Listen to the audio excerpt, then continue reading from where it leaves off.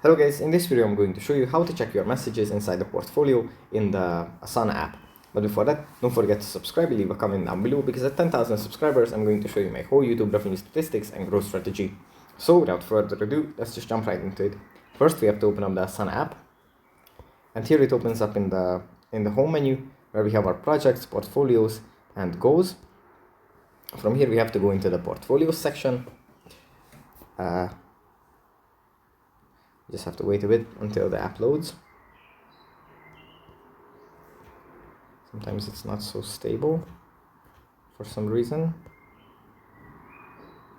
Okay. Here we just tap on the portfolio. Then we can just tap on the name of the portfolio and then tap on messages.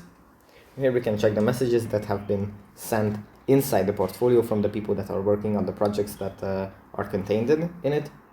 And yeah, we can just check out those here. That's pretty much it for this video. Hope it was helpful for you guys, and I'll see you in the next one.